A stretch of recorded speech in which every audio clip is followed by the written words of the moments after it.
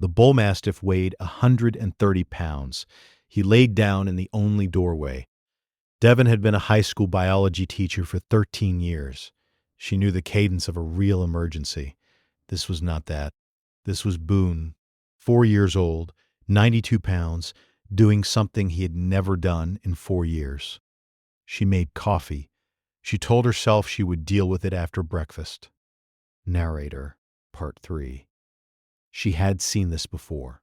Not in this house, in other people's houses. In her training, she had learned that the most dangerous moment for a family was the morning the older pet decided the baby was now competition. She had counseled families. She had taken the call from the ER the night a Labrador, 8 years old, beloved, had bitten a 2-year-old.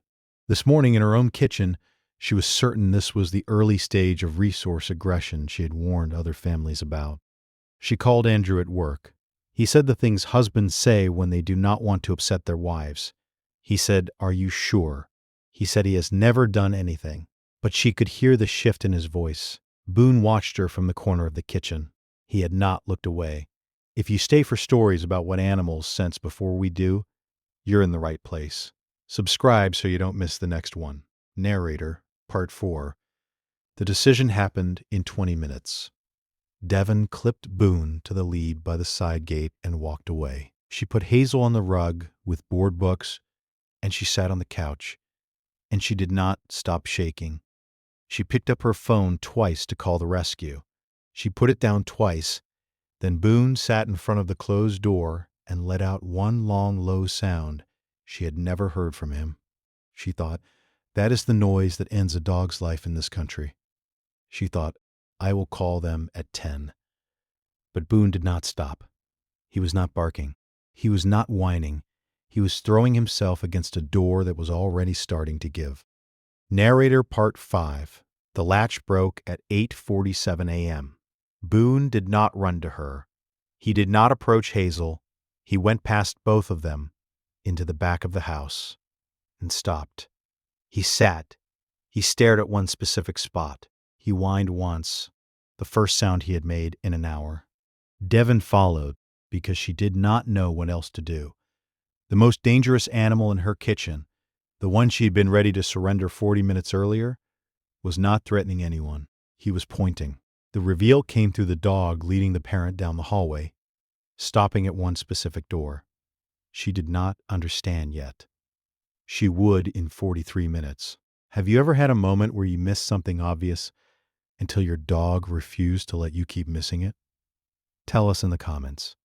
Narrator Part 6. Hazel vomited at 9:03 a.m. Twice. Then his eyes rolled. Then he did not respond to his name. The ambulance was there in 11 minutes. Devon sat in the back and watched a paramedic she had trained 6 years earlier hold her son's airway open.